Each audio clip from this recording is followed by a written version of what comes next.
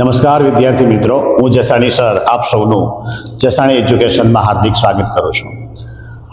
આગલા બે લેક્ચરમાં આપણે જોયું ચેપ્ટર પહેલું છે વિદ્યુત ભાર અને વિદ્યુત ક્ષેત્ર. એમાં થોડું ફોકસ કરી લઈએ તો વિદ્યુત ભાર તો કે પદાર્થનો આંતરિક ગુણધર્મ છે. જેવી રીતે દળ જે કાંઈ કામ કરી શકે એવું જ કામ વિદ્યુત ભાર કરી શકે. એ વિદ્યુત ભારની સંજ્ઞા થતી હતી કેપિટલ ક્યુ સ્મોલ ક્યુ. એનો એકમ થતો હતો કુલમ, બીજો એકમ થતો હતો એમ્પિયર સેકન્ડ. એનું પારિમાણિક સૂત્ર થતું હતું M0 L0 T0 Q1 અથવા C1.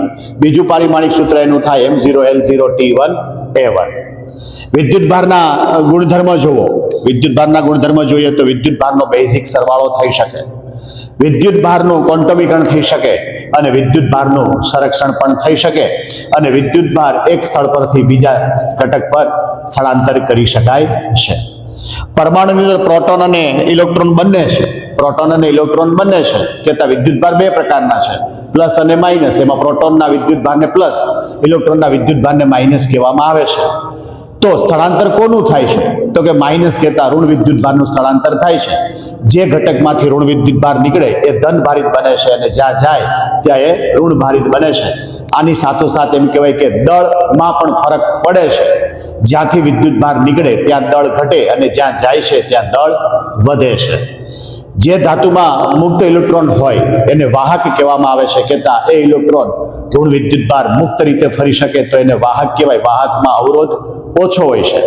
જેમાં અવરોધ વધારે હોય એને અવાહક કહેવામાં આવે છે. અને આની સાથોસાથ અર્ધવાહક એટલે અર્ધવાહકની અંદર એમ કહેવાય કે વાહક કરતા અવરોધ વધારે અને અવાહક કરતા અવરોધ ઓછો હોય છે. જેમાં ઓરડાના તાપમાને એ અવાહકમાંથી વાહકની અંદર આવે છે. આજે જોઈએ આપણે આ જે વિદ્યુત ભાર છે, આ જે વિદ્યુત ભાર છે એ વિદ્યુત ભારનું સૂત્ર આપણે કાલે જોયું હતું કે Q બરાબર NE, અને એના પરના આપણે એક્ઝામ્પલ પણ જોયા હતા, એના પરના MCQ પણ જોયા હતા. ચેપ્ટર એકદમ ઈઝી છે. આ ચેપ્ટરનું બોર્ડની અંદર વેઇટેજ જોઈએ તો કે 4 માર્કના MCQ હોય જ. 2 માર્કનો એક ક્વેશ્ચન અને 3 માર્કનો એક ક્વેશ્ચન કહેતા ટોટલ 9 માર્કનું થાય. ક્યારેક કદાચ પ્લસ ઓર માઇનસ 1 બની શકે. આજે જોઈએ તમારો જે ટોપિક એકદમ ઈઝી છે 1.5. તમે 11મા ધોરણની અંદર ગુરુત્વીય બળ ભણ્યા, એવી જ રીતે અહીંયા આવશે વિદ્યુતીય બળ. અહીંયા આવશે વિદ્યુતીય બળ. એનું બીજું જે નામ છે એ નામ છે કુલંબીય બળ. કુલંબીય બળ. જેવી રીતે ગુરુત્વીય બળ માટે આધાર, ગુરુત્વીય બળ માટે આધાર, ગુરુત્વીય બળનો આધાર દળ છે. દળ છે અને અંતર છે. આ અંતર એટલે બે પદાર્થ વચ્ચેનું અંતર છે. બે પદાર્થ વચ્ચેનું અંતર છે.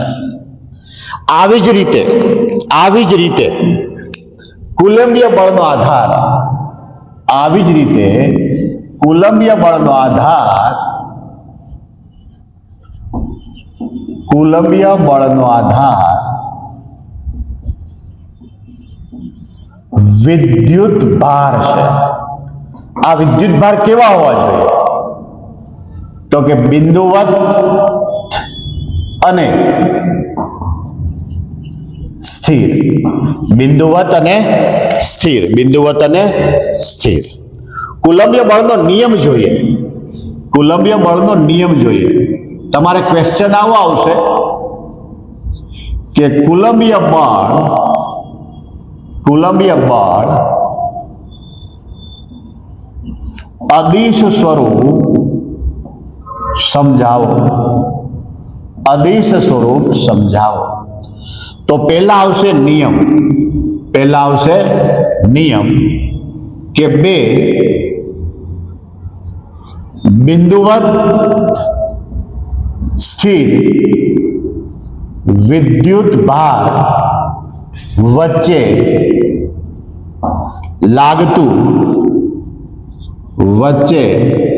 લાગતું કુલંબીય બળ એ બે વિદ્યુત ભારના ગુણાકારના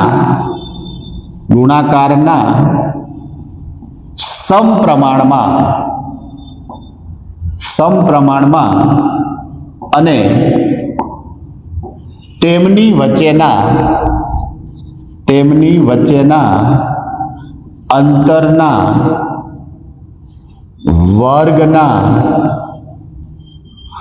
વ્યસ્ત પ્રમાણમાં હોય છે. કેવા વિદ્યુત ભાર લીધા? તો કે બે બિંદુવત કહેતા સૂક્ષ્મ વિદ્યુત ભાર લીધા છે. કેવા છે? સ્થિર છે. કેવા છે? સ્થિર છે. તો કે અહીંયા જોઈએ આપણે આ પદાર્થ 1, આ પદાર્થ 2, આના પરનો જે વિદ્યુત ભાર છે એ Q1 છે, આના પરનો જે વિદ્યુત ભાર છે એ Q2 છે. બે વચ્ચેનું અંતર R છે. બે વચ્ચેનું અંતર R છે.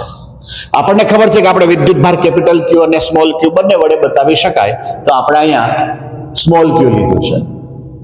પહેલું આવું બન્યું, કુલંબીય બળ એટલે Fe, એનો સિમ્બોલ આ છે.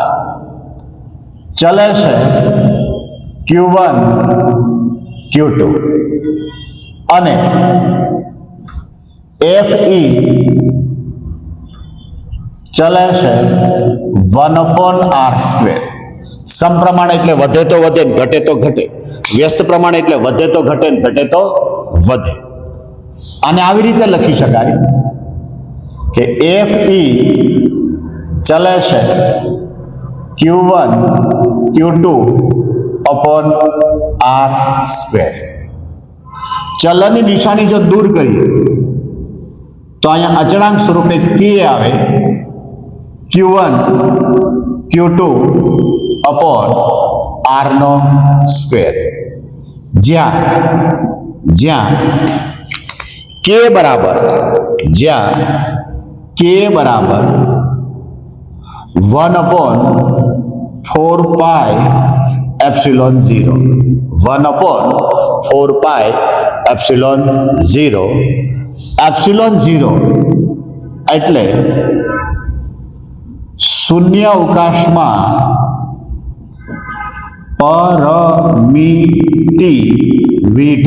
પરમિટિવિટી જેની વેલ્યુ થાય 8.85 ગુણ્યા 10⁻12 ન્યૂટન મીટર સ્ક્વેર પર કુલમ સ્ક્વેર.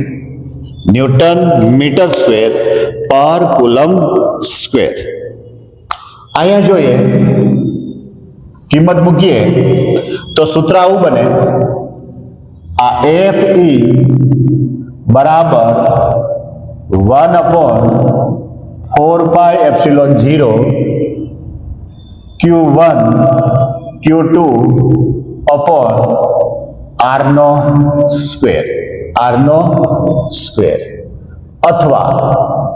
અથવા Fe બરાબર k Q1 Q2 r². જ્યાં k ની કિંમત યાદ રાખવી પડે, k બરાબર 9 ગુણ્યા 10⁹ એ શાય, 9 ગુણ્યા 10⁹ એ શાય. અહીંયા સુધી તમે લખો એટલે તમારા 3 માર્ક ક્લિયર થાય. કેટલા માર્ક ક્લિયર થાય? 3 માર્ક ક્લિયર થાય. તો કે આ જે વિદ્યુતીય બળ છે કહેતા કુલંબીય બળ એ બે વિદ્યુત ભાર ને જોડતી રેખા પર હોય છે. બે વિદ્યુત ભારના સમપ્રમાણમાં હોય, તેમની વચ્ચેના અંતરના વર્ગના વ્યસ્ત પ્રમાણમાં હોય. એના પછીનો ક્વેશ્ચન એવો થાય કે ભાઈ ક્યાં હોય? તો કે જોડતી રેખા પર હોય છે. બીજું યાદ રાખવાનું, કુલંબીય બળ એ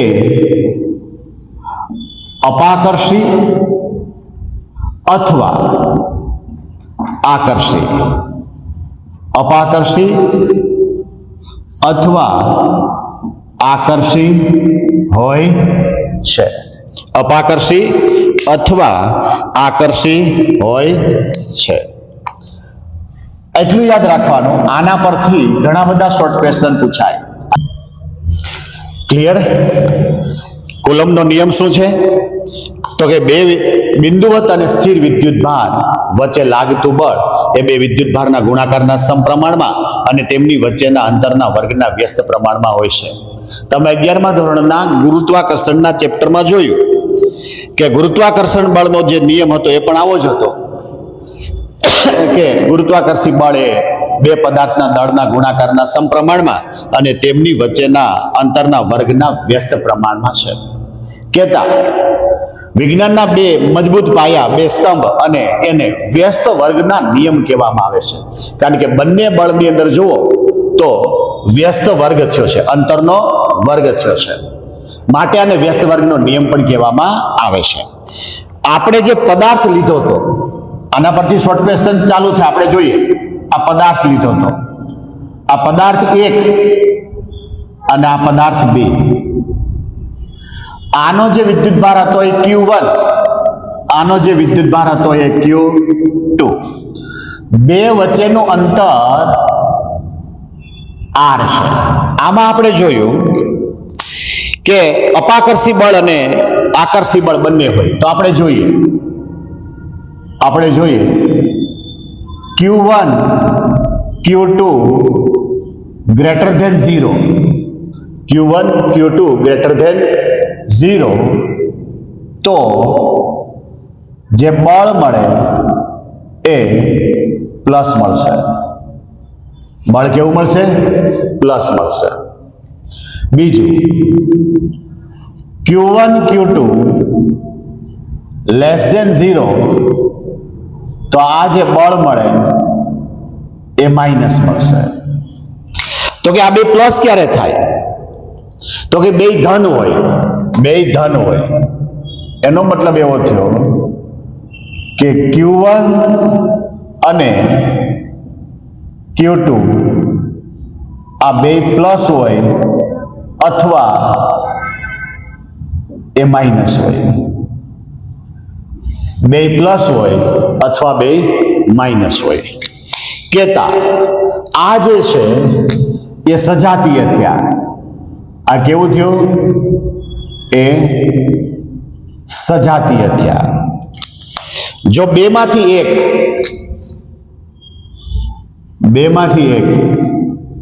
અહીંયા 1 આવશે, Q1 અથવા Q2 એ પ્લસ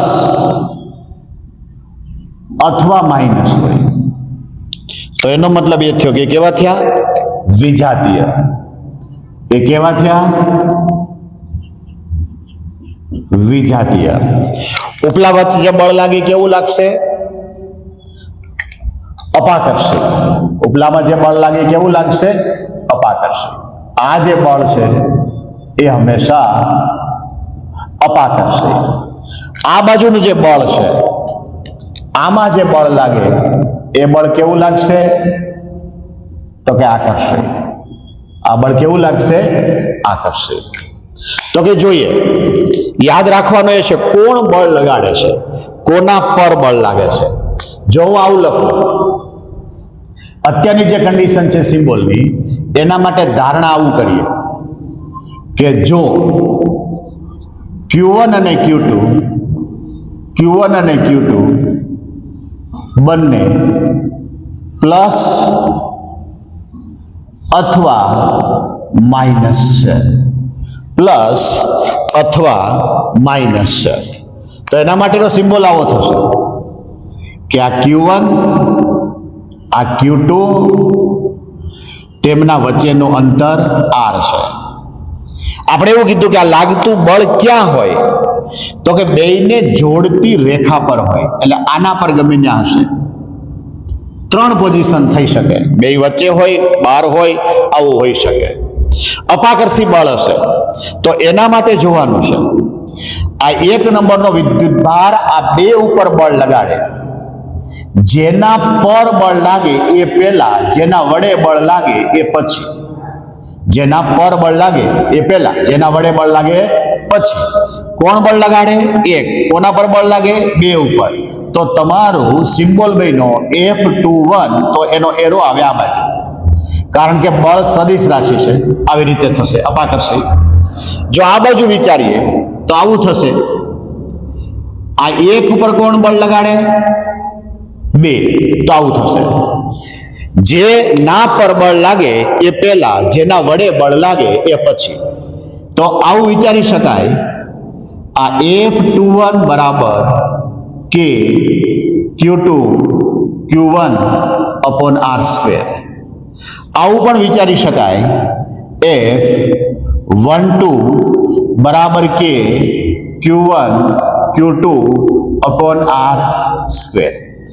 એનો મતલબ એ થયો કે આ બે બળનું મૂલ્ય સમાન છે, મૂલ્ય સમાન છે, પરંતુ વિરોધાભાસમાં છે. બે એકબીજાની વિરુદ્ધમાં હશે, બે એકબીજાની વિરુદ્ધમાં હશે. બીજી ધારણા કરીએ તો એક આવું છે કે જો Q1 અને Q2 બંનેમાં એક પ્લસ અને એક માઇનસ હોય તો આપણે આવું લખ્યું Q1 Q2 <0, આવો સિમ્બોલ આપણે આપ્યો. તો શું થાય? તો અપાકર્ષી બળ થશે. તો આપણે ધારણા આવી કરી કે આ Q1 છે, અહીંયા Q2 છે, બે વચ્ચેનું અંતર R છે, બે વચ્ચેનું અંતર R છે. ક્યાં હોય આ લાગતું બળ? જોડતી રેખા પર હોય, બે વિદ્યુત ભારને જોડતી રેખા પર હોય. તો પહેલાની જેમ જ આવશે. ફરક એટલો પડશે કે આ એક બીજા પર બળ લગાડે તો પોતાની બાજુ ખેંચશે, એટલે આમ છે. બીજા ઉપર કોણ બળ લગાડે? 1 નંબર. જો આને ઓલી બાજુ ખેંચે તો એનો મતલબ એ થયો કે બે કોના પર બળ લગાડે? 1 ઉપર. તો તમારું આવું લખી શકાય કે F21 બરાબર K Q2 Q1 upon R² અથવા F12 K Q1 Q2 upon R². હવે Q1 અને Q2 માં ગુણાકાર છે એટલે ગમે તેમ લખો તો ચાલે. આના પરથી નક્કી આવું થાય કે F21 બરાબર F12 બંનેના મૂલ્ય સમાન છે, બંનેના મૂલ્ય સમાન છે. જો બંને વિદ્યુત ભાર સમાન હોય તો તેમના પર લાગતા કુલંબીય બળ એ ન્યૂટનની ગતિનો ત્રીજા નિયમનું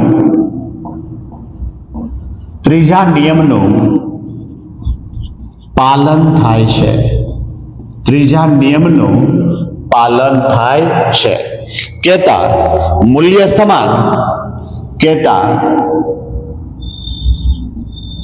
બંને વિદ્યુત ભાર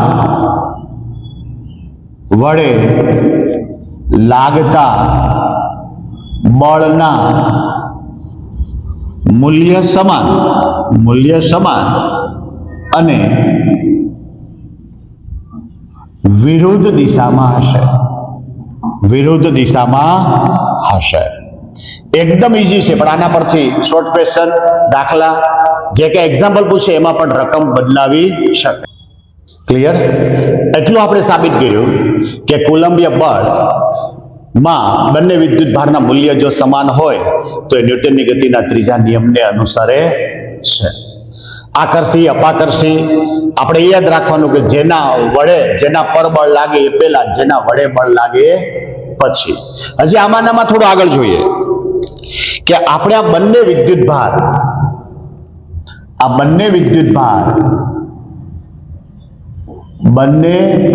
વિદ્યુત ભાર શૂન્ય અવકાશમાં છે. શૂન્ય અવકાશ કહેતા હવામાં છે, કહેતા એનું માધ્યમ શૂન્ય અવકાશ કહેતા હવા છે. તો આપણી પાસે જે સૂત્ર બનતું હતું એ સૂત્ર આવું હતું કે F is equal to 1/4πε0 Q1 Q2 upon R નો square. Q1 Q2 upon R નો સ્ક્વેર. અહીં ઘણી વખત એપ્સિલોન 0 નું પારિમાણિક સૂત્ર કહેતા એકમ પૂછે, તો આપણે થોડું આ MCQ ને સાઈડમાં લઈ લઈએ કે જો તમે એપ્સિલોન 0 ને કરતા બનાવો તો 1/4π આ F Q1 Q2 upon R square થાય.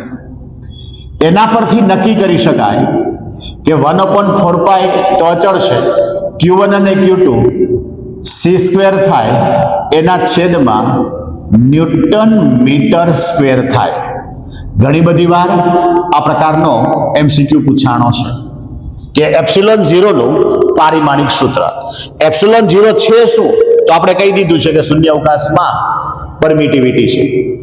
એનું મૂલ્ય કેટલું થતું હતું? તો કે 8.85 × 10⁻12 થતું હતું. હવે આ બંને વિદ્યુત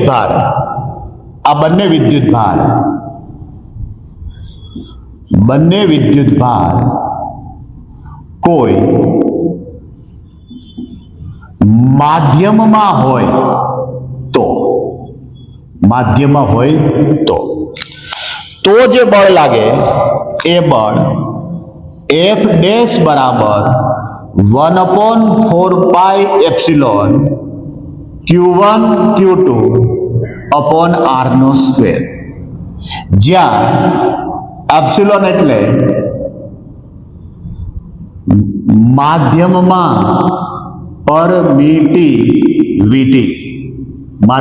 વિદ્યુતની પરમિટિવિટી. હવે એપ્સિલોન 0 એટલે શૂન્ય અવકાશ અને એપ્સિલોન એટલે માધ્યમ. આ બે વચ્ચેનું કંઈક રેશિયો કહેતા રિલેશન છે. તો આપણે આવું લખી શકીએ કે એપ્સિલોન અપોન એપ્સિલોન 0 બરાબર K, આ જ્યાં K is equal two dielectric અચળાંક.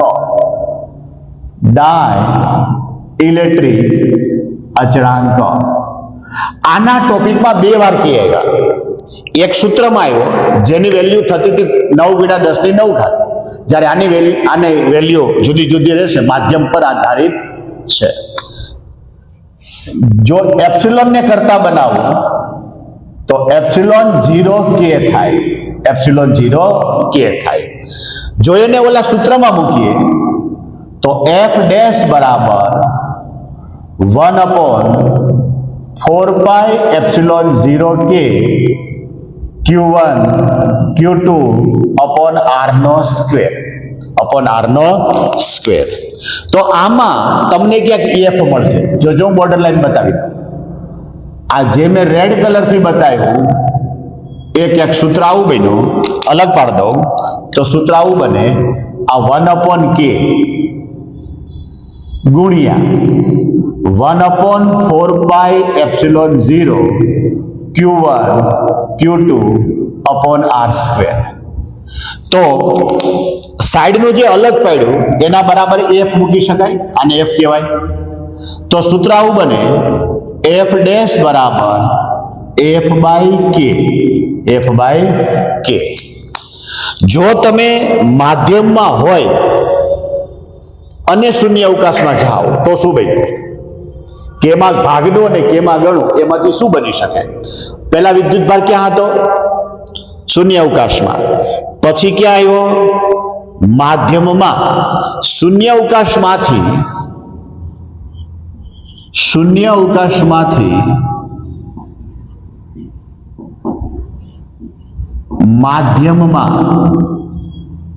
માધ્યમમાં તો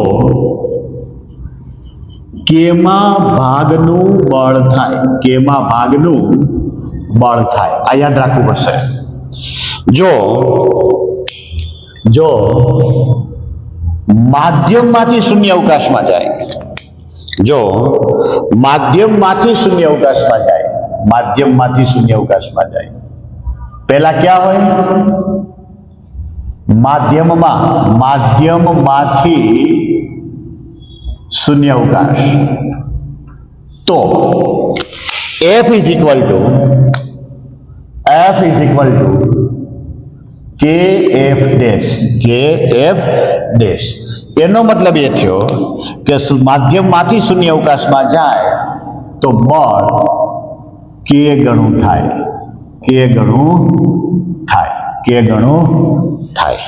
જોઈએ એકાદો એક્ઝામ્પલ, સીધું શોર્ટ ક્વેશ્ચન આપણને કામ લાગશે. દાખલા તરીકે બે વિદ્યુત ભાર શૂન્ય અવકાશમાં હોય ત્યારે તેમના વડે લાગતું બળ 16 ન્યૂટન છે. હવે જ્યારે તે K બરાબર 2 ડાઇલેક્ટ્રિક અચળાંક ધરાવતા માધ્યમમાં જાય ત્યારે લાગતું બળ કેટલું હોય? બહુ એકદમ ઈઝી છે.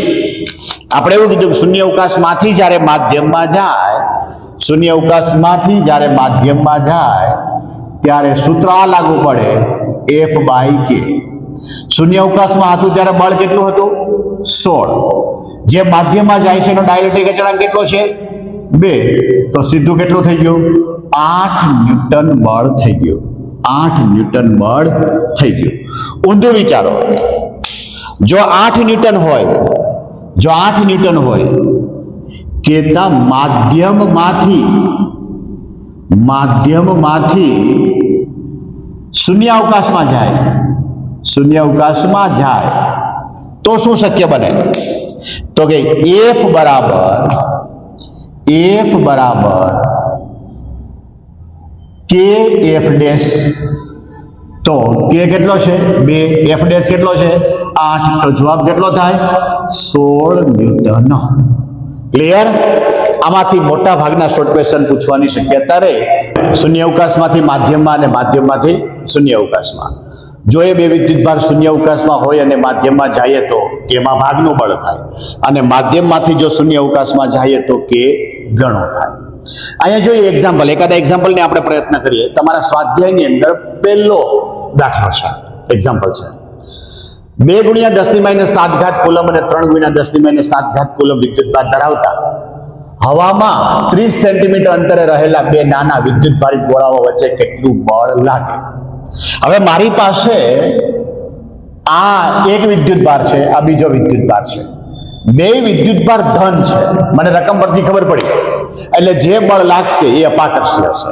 બીજું, હવામાં શબ્દ આવ્યો. હવામાં એટલે શૂન્ય અવકાશ. કારણ કે આપણી પાસે એપ્સિલોન 0 અને એપ્સિલોન બંને છે. જો એપ્સિલોન 0 હોય તો તમારા K ની કિંમત 9 × 10⁹ થાય, નહીતર ન થાય. અને ત્રીજું, આ 30 સેન્ટીમીટર. એટલું યાદ રાખવાનું છે. શું શોધવાનું છે? બળ. હવે આમાં જે વસ્તુ આપી છે જોઈ લઈએ. પહેલો આપ્યો છે તમને Q1 બરાબર 2 × 10⁻7 કુલમ. પછી આપ્યો છે તમારો Q2 3 × 10⁻7 કુલમ. પછી R આપ્યો છે 30 સેન્ટીમીટર. હવે આને તમારે ફરજિયાત મીટરમાં ફેરવવું પડે, કારણ કે આપણે 11મા ધોરણમાં જોયું એકમ સરખા હોવા જોઈએ. સેન્ટીમીટર CGS એકમ છે એને MKS-માં લઈ જવા. તો જો તમે આમનામ રાખો તો 10⁻2 ઘાત આવે. તો 10⁻2 ઘાત આવે. જોઈએ 30 ગુણ્યા 10⁻2 ઘાત મીટર. 10⁻2 ઘાત મીટર. આ જે કઈ ઘટના બને છે એ હવામાં છે. ઘટના બને છે એ ક્યાં છે? હવા કહેતા શૂન્ય અવકાશમાં. શૂન્ય અવકાશમાં. હવા કહેતા શૂન્ય અવકાશમાં. જો આ તમે લખો તો તમારા k ની કિંમત થાય. k ની કિંમત યાદ રાખવી પડશે. 9 ગુણ્યા 10⁹ ઘાત SI. મારી પાસે સૂત્ર છે કે F બરાબર K Q1 Q2 upon R નો સ્ક્વેર. આ સૂત્ર છે. જોઈએ આની અંદર કિંમત મૂકીએ. F બરાબર 9 ગુણ્યા 10⁹ ઘાત 2 ગુણ્યા 10⁻7 ઘાત 3 ગુણ્યા 10⁻7 ઘાત છેદમાં 30 ગુણ્યા 10⁻2 ઘાતનો વર્ગ. 10⁻2 ઘાતનો વર્ગ. તમારે તો ત્યારે સ્પીડથી કેલ્ક્યુલેશન કરવાનું છે. અત્યારે આપણે બધાને સમજાય એટલે એક સ્ટેપ કરીએ કે આપણી પાસે F બરાબર 9 ગુણ્યા 10⁹ 2 ગુણ્યા 10⁻7 3 ગુણ્યા 10⁻7 છેદમાં 30 નો વર્ગ.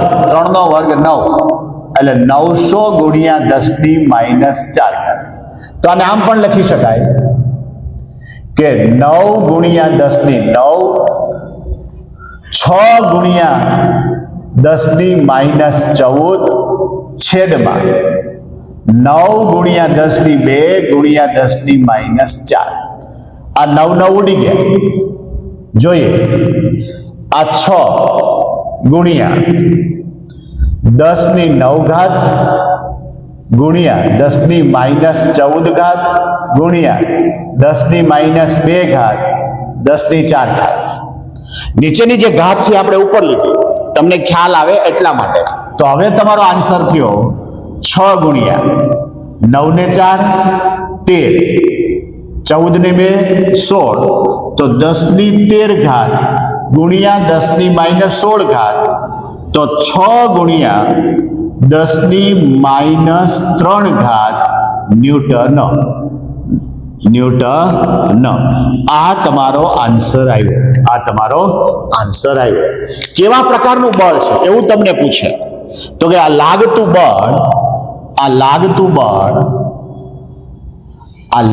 બળ અપાકર્ષી છે. કેવું છે? અપાકર્ષી છે.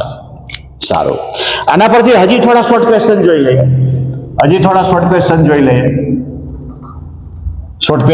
લઈએ. શું શોર્ટ ક્વેશ્ચન છે? તો કે આને આપણે SIP કહીએ. તો આપણું જે બળનું સૂત્ર હતું F બરાબર K Q1 Q2 upon R નો સ્ક્વેર. તો આને આમ પણ લખાય F બરાબર K Q square upon R નો સ્ક્વેર. હવે જુદા જુદા કિસ્સા આવશે. એમાં પહેલું આ એ જો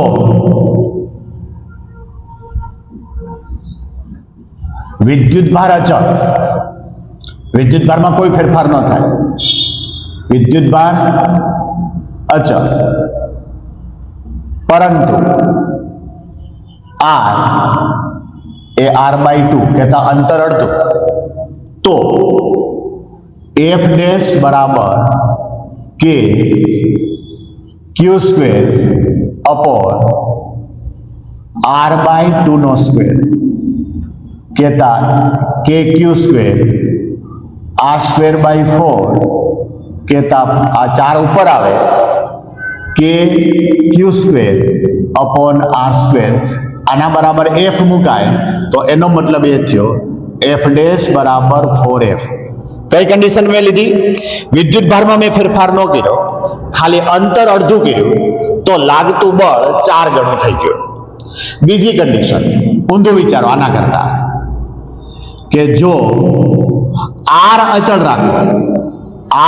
રાખો અને આ જે વિદ્યુત ભાર છે કે ક્યુ ડેશ બરાબર ક્યુ બાય 2 વિદ્યુત ભાર અડધો કરો તો શું થાય? તો કે એફ ડેશ બરાબર આ કે આ ક્યુ બાય 2 નો વર્ગ છેદમાં આર નો વર્ગ. તો આવું થયું કે ક્યુ સ્ક્વેર 4 આર સ્ક્વેર એનો મતલબ એ થયો એફ બાય 4. જો અંતર એમને રાખો ને વિદ્યુત ભાર અડધું કરો તો તમારું લાગતું બળ એ ચોથા ભાગનું થઈ જાય. ત્રીજી કન્ડિશન બંને અડધું કરો. જો આર ડેશ બરાબર આર બાય 2 અને ક્યુ ડેશ બરાબર ક્યુ બાય 2 તો શું થાય? એફ ડેશ બરાબર આ કે ક્યુ બાય 2 એનો વર્ગ અહીંયા છેદમાં આવે આર બાય 2 એનો વર્ગ આ 4 કે ક્યુ સ્ક્વેર છેદમાં પણ 4 આર સ્ક્વેર આ 4 ઉડી ગયા કહેતા એફ બળમાં કોઈ ફરક પડ્યો નહીં. આ જે મેટર છે એ તમને ક્યાંક શોર્ટ ક્વેશ્ચનમાં એમસીક્યુમાં ડાયરેક્ટ આન્સરમાં કામ લાગશે કે જો અંતર અડધું હોય તો જે બળ લાગે છે એને 4 વડે ગુણી નાખવાના. જો વિદ્યુત ભાર અડધો હોય તો 4 વડે ભાંગી નાખવાના અને જો બંને અડધા થતા હોય તો જવાબમાં કોઈ ફરક પડે નહીં.